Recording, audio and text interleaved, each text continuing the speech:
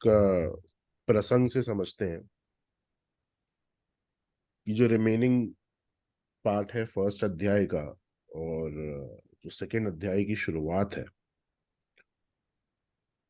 उसमें बेसिकली किस थीम के बारे में भगवान बता रहे हैं। तो एक एग्जाम्पल आप समझिए। अगर एक कोई बहुत ही ज्यादा बूढ़ा व्यक्ति आपको सड़क पे मिलता है, और आप उस व्यक्ति को देखते हैं, उस व्यक्ति की तबीयत ठीक नहीं है, एक दो दिन से उसने कुछ खाया नहीं है, बहुत ज्यादा उसको प्यास भी लग रही है, वो ठीक से चल भी नहीं पा रहा है, उसके कपड़े भी बिल्कुल फटे हुए हैं, एक बहुत ही बुरी परिस्थिति में वो व्यक्ति है, और आप देख रहे हैं उसको कि आपके सामने है वो व्यक्ति। तो ऐसी परिस्थिति में हमें क्या करना चाहिए? हेल्प उसकी। दो दो प्रकार से हम अप्रोच कर सकते हैं। पहला जो तरीका है अप्रोच करने का, वो ये है कि आप उस व्यक्ति को खाना दें, उस व्यक्ति को पीने के लिए पानी दें, मेडिकल ट्रीटमेंट दें, जिससे उसकी जो परिस्थिति है वो थोड़ी सी इम्प्रूव हो पाए, है ना।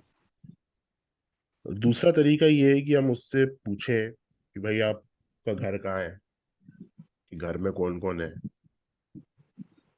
और उसके घर वाले को फोन उनके घर वालों को फोन लगाएं, वो आएंगे और उस व्यक्ति को लेके चले जाएंगे।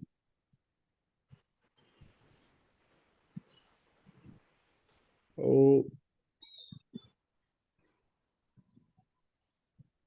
अगर आपको ये चीज पता है कि ये जो व्यक्ति है ये अपने घर से बिछड़ गया है फॉर एनी रीजन, और इसके घर वाले भी बहुत संपन्न है, तो शायद आप उस व्यक्ति की मदद ना करें, है ना। आप प्रेफर यही करेंगे कि फोन लगाएं इनके घर वालों को, वो आएंगे, घर वाले बहुत संपन्न भी हैं, और इनको लेके चले जाएंगे। तो इनका प्रॉपर केयर जो है वो इनके घर वाले करेंगे, क्योंकि हमें नहीं पता कौन सी दवाई देनी है, हमें नहीं पता कि खाने पीने में इनका क्या मतलब कुछ परहेज है नहीं है, हम अच्छे से नहीं जानते। लेकिन इनके जो घर वाले हैं वो प्रॉपरली जानते हैं कि इनको क्या देना है, कब देना है, किस प्रकार से देना है। 9 बजे यही समस्या होती है।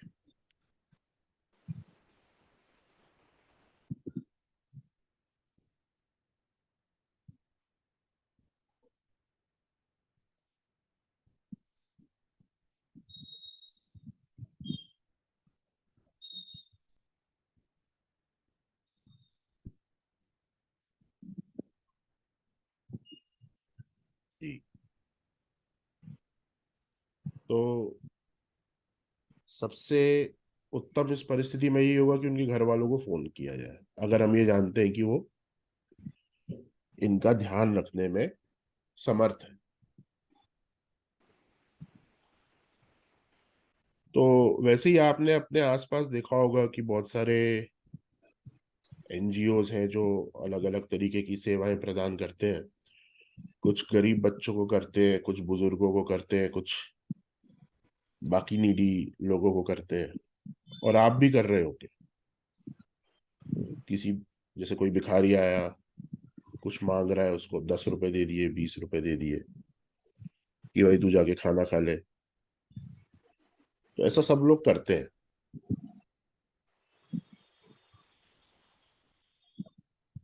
लेकिन हम ये भूल जाते हैं कि जैसा इस प्रसंग में मैंने आपको बताया कि सबसे उत्तम ये होता है कि आप उसके घर वाले को कॉल करें। क्योंकि उन्हें किस चीज की आवश्यकता है, किस दवाई की आवश्यकता है, वो घर वाले ही दे सकते हैं।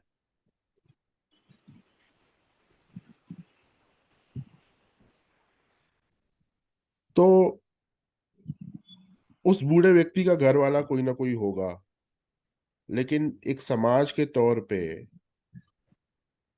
सारी जीवात्माओं का जो पिता है वो कौन है?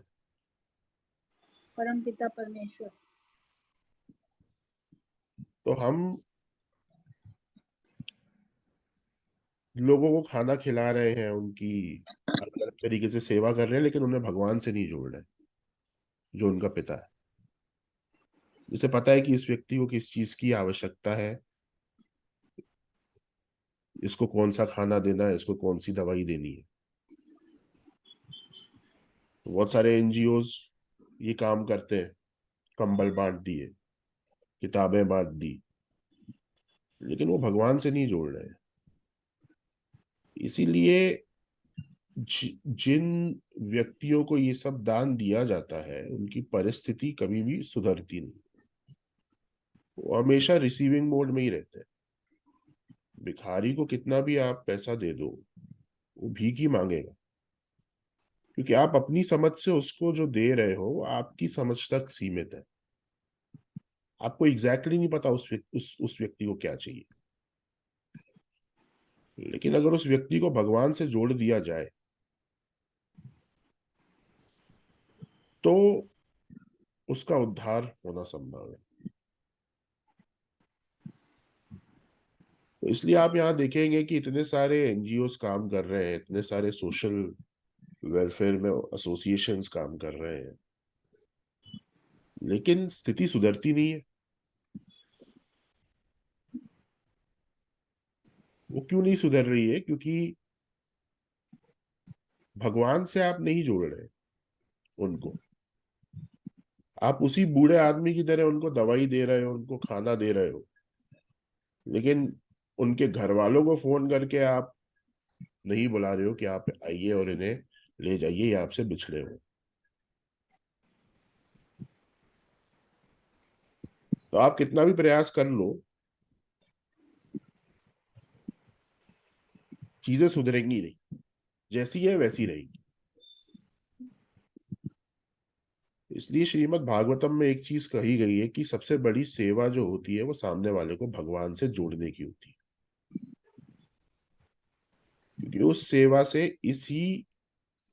इस जीवन का ही नहीं, आने वाले बहुत सारे जीवन, जो उस व्यक्ति के अगला जीवन होगा, उसके अगला जीवन होगा, वहां तक का उसका उद्धार हो जाता है।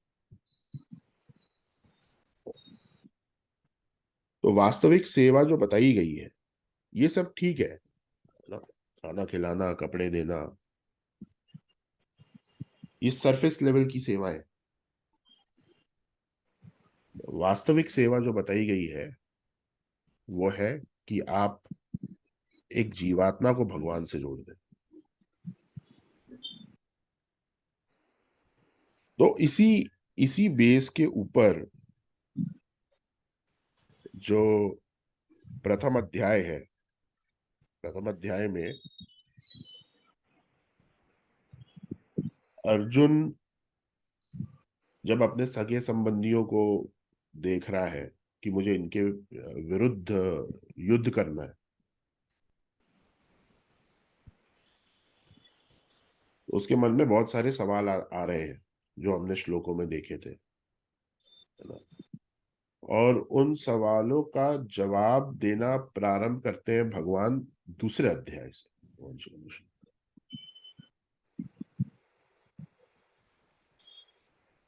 तो सबसे पहले, जैसे अगर आप दूसरे अध्याय में जाएंगे तो भगवान श्री कृष्ण ने क्या बोला है कि आ, ये अधर्म का विचार तुम्हारे मन में कहाँ से आ गया, है ना। तो सीधा ही ये चीज बोली गई है कि ये अधर्म है, जो विचार तुम्हारे मन में आ रहा है कि मैं कैसे युद्ध करूंगा अपने सगे संबंधियों से, ये सब अधर्म है। और डायरेक्टली वहां पे बोल दिया गया कि अधर्म है। तो ऐसा क्यों बोला, उसको समझते हैं। इसको फिर से आप एक एग्जाम्पल से समझिए। एक एक व्यापारी था, बिजनेसमैन, और उसकी 4 पत्नियां थी। 4 पत्नियां। उसमें से जो चौथी पत्नी थी, वो सबसे ज्यादा खूबसूरत थी। उससे बहुत अटैच था वो, जो व्यापारी था, क्योंकि चौथी पत्नी बहुत ज्यादा खूबसूरत है, इसलिए उसी पत्नी से वो बहुत ज्यादा अटैच भी था। जो तीसरी पत्नी थी,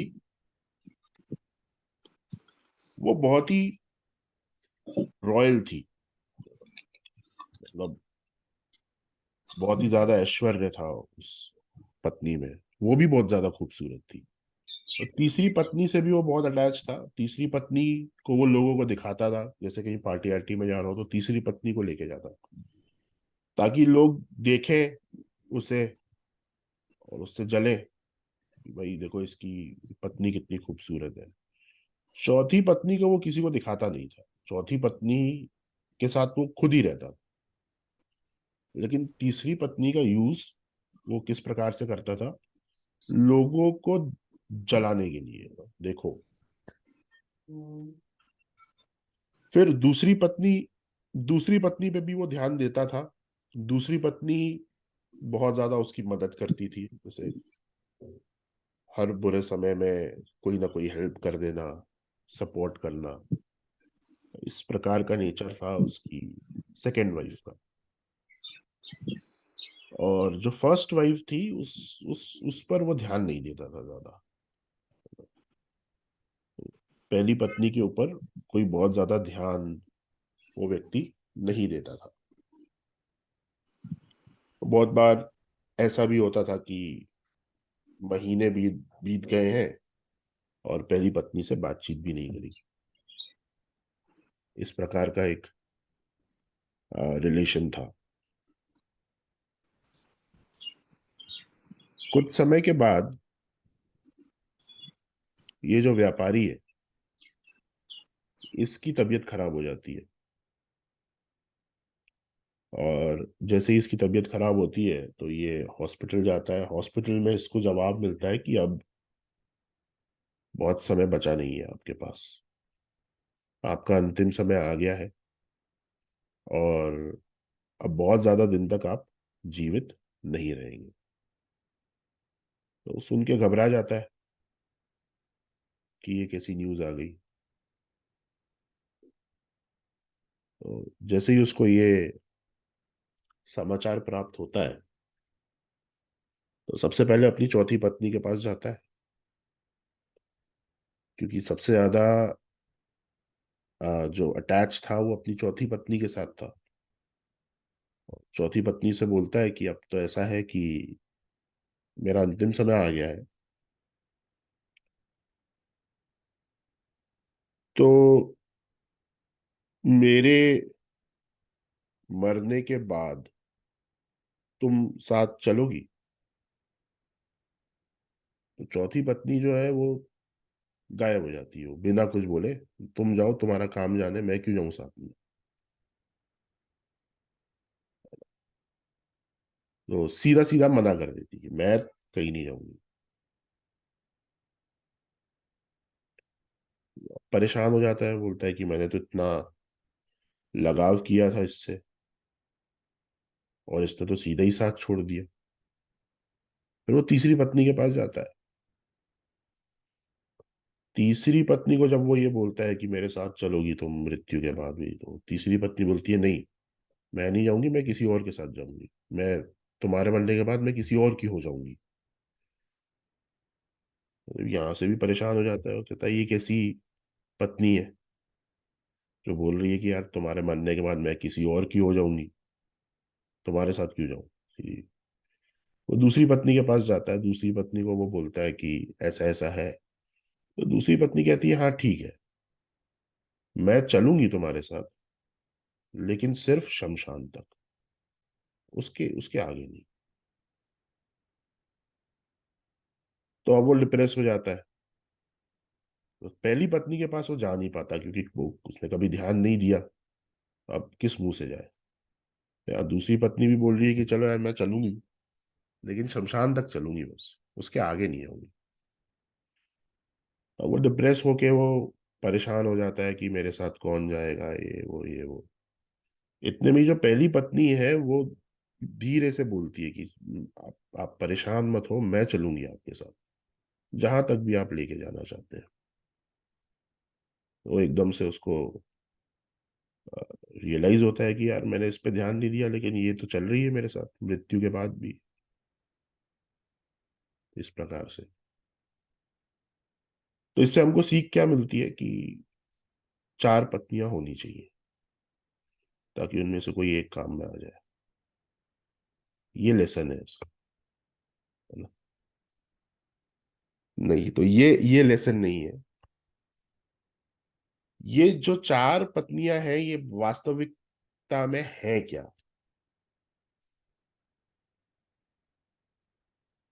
जो चौथी पत्नी है वो है आपका शरीर।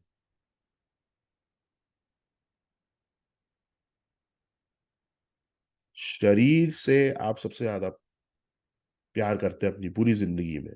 जो भी आप काम करते हैं वो शरीर के लिए करते हैं।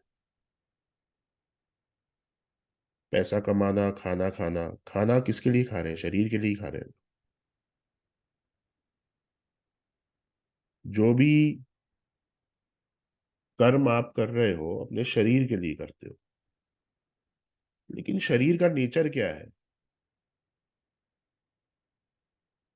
जब तक आपका स्वास्थ्य अच्छा है, शरीर आपका साथ देगा।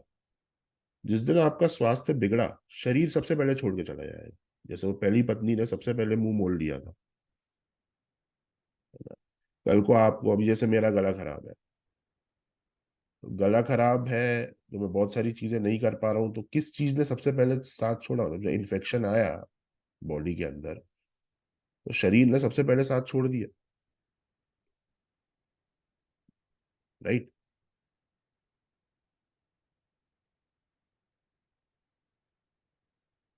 तो शरीर के लिए हम सारा सब कुछ करते रहते हैं, सबसे ज्यादा टाइम हम अपने शरीर के साथ बिताते हैं, लेकिन शरीर सबसे पहले साथ छोड़ के चला जाता है।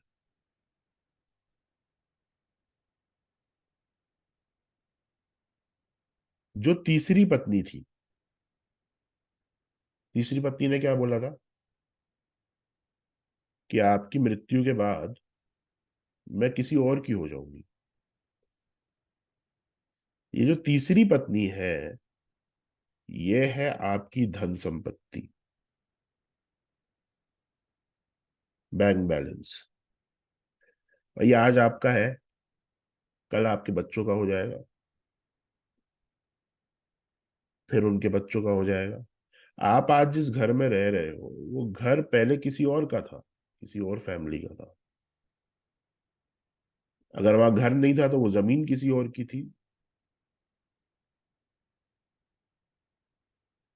आज आपकी है, आपके बाद वो किसी और की हो जाएगी, और किसी और की नहीं होगी तो सरकार ले लेगी उसको।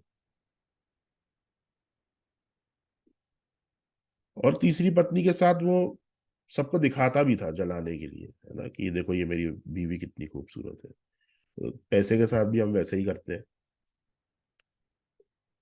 सबसे ज्यादा दिखावा हम तभी करते हैं जब पैसा है। पर ये तीसरी पत्नी के जैसे आपके बाद बिना सोचे समझे ये कहीं और, आपके जीवित रहते हुए भी, ये जो तीसरी पत्नी है ये किसी के भी साथ जा सकती है। जो उसको ज्यादा अटेंशन दे दे उसके साथ चली जाएगी। आज आपकी जेब में अगर अभी 500 रुपए हैं और आप घर से बाहर जाते हो कुछ खरीदते हो, तो 500 रुपए किसी और की जेब में चले जाएंगे। पैसा। दूसरी पत्नी जो थी, जिसने बोला था कि मैं तो चलूंगी लेकिन सिर्फ शमशान तक, ये दूसरी पत्नी है आपके सगे संबंधी, रिलेटिव्स। रिलेटिव्स मुश्किल पड़ने पे काम आते हैं, आपकी मृत्यु के बाद शमशान तक भी जाते हैं, लेकिन शमशान के बाद आगे और नहीं जाते। ऐसा कोई रिलेटिव हो जो शमशान तक जाए और बोले चलो मैं भी लेट आता हूँ इनके साथ चिता पे? ऐसा तो कोई नहीं होगा,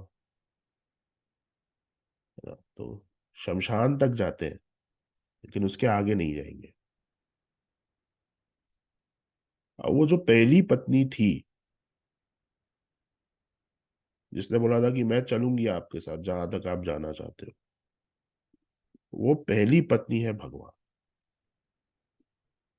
क्योंकि वो मृत्यु के बाद भी आपके साथ, अलग अलग लोक में, फिर अगले जन्म में, और पिछले जन्म से साथ में ही आते आए हैं।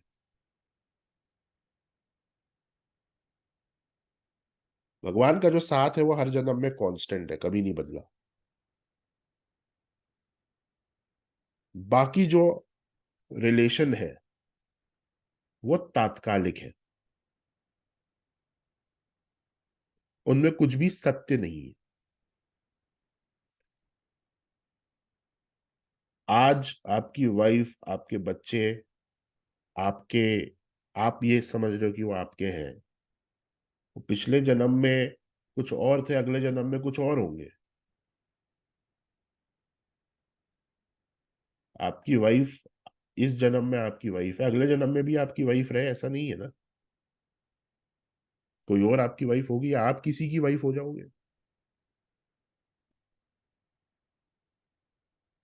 तो ये तात्कालिक रिलेशन है, जिसमें कुछ भी सत्य नहीं है।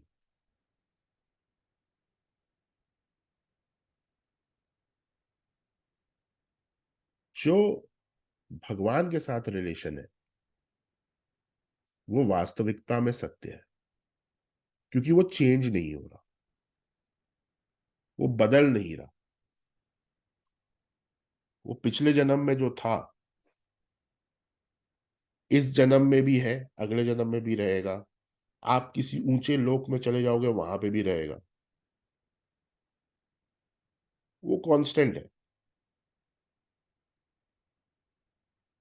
और मृत्यु के उपरांत जितने भी अलग अलग लोक हैं, जितने भी अलग अलग, वहां हर जगह भगवान साथ में रहते हैं।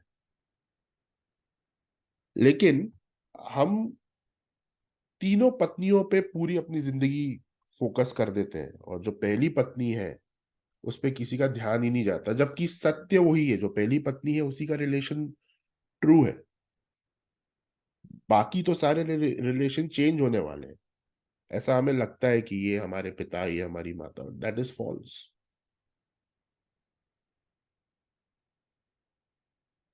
उस दूसरे अध्याय में, दूसरे अध्याय का जो पहला श्लोक है, उसमें भगवान कृष्ण अर्जुन को ये यही चीज समझा रहे हैं कि ये जो तुम देख रहे हो कि वो मेरे पितामह, मेरे गुरु, मेरे मामा, मेरे भाई, ये सब खड़े हुए हैं, तो ये तात्कालिक रिलेशन है, ये सत्य नहीं है। लेकिन उनके विरुद्ध जो युद्ध तुम कर रहे हो वो धर्म का युद्ध है। धर्म, धर्म वास्तविकता में सत्य है। तो किसी असत्य, जो तात्कालिक आपके रिलेशन है वो असत्य रिलेशन है, तो किसी असत्य रिलेशन को समझते हुए, किसी असत्य रिलेशन की वजह से इमोशनल होते हुए, अगर आप सत्य को छोड़ दोगे, अगर आप धर्म को छोड़ दोगे, तो वो अधर्म कहलाएगा।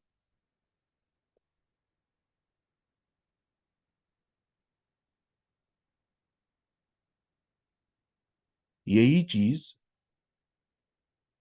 अर्जुन की स्थिति को देखकर भगवान श्री कृष्ण ने समझाना चालू करा।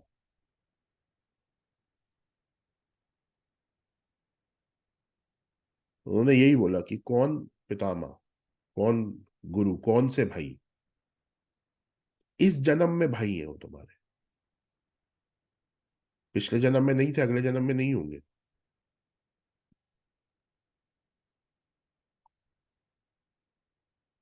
तो वो सत्य नहीं है।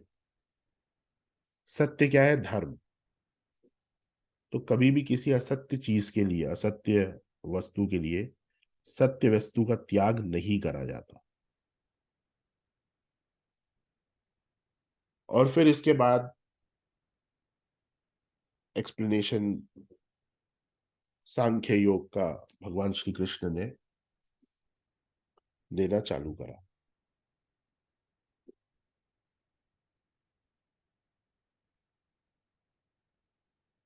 राइट। तो आई होप आपको समझ में आ गया होगा, जो पूरे प्रथम अध्याय का जो जिस्ट है वो यही है। तो द्वितीय अध्याय जो है वो इसी पॉइंट से चालू होता है। सांख्य योग की जो परिभाषा है वो इसी अध्याय से, इसी इसी इसी पॉइंट से चालू होती है फर्दर।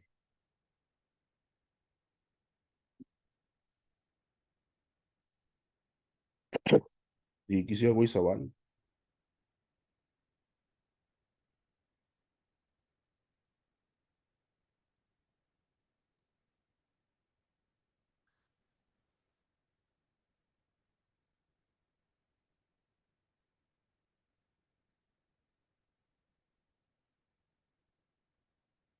चलिए ठीक है।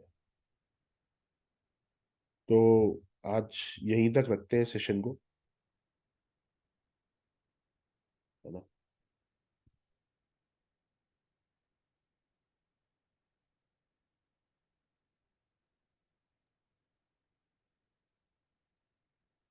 चलिए। तो ओम का उच्चारण करेंगे 3 बार।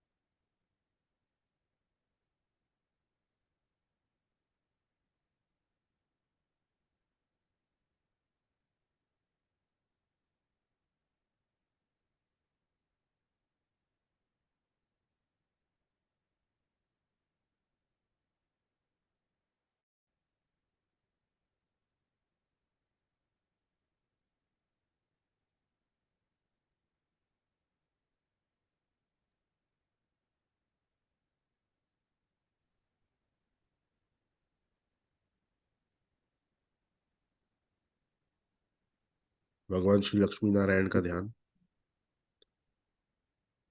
क्षमा याचना के लिए सभी हाथ जोड़ेंगे। आवाहनम न जानामि, न जानामि विसर्जनम, पूजांश्चैव न जानामि, क्षमस्व परमेश्वर। मंत्रहीनं क्रियाहीनं भक्तिहीनं जनार्दन, यत्पूजितं मया देव परिपूर्णतदस्तु मे। हाथों को रब करना चालू करेंगे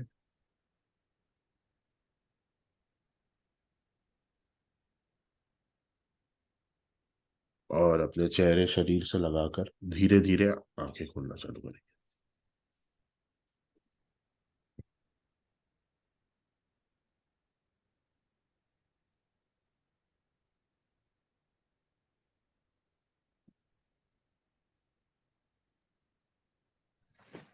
फिर ये तो क्लास को एंड करते हैं यहाँ पे, कल कंटिन्यू करेंगे।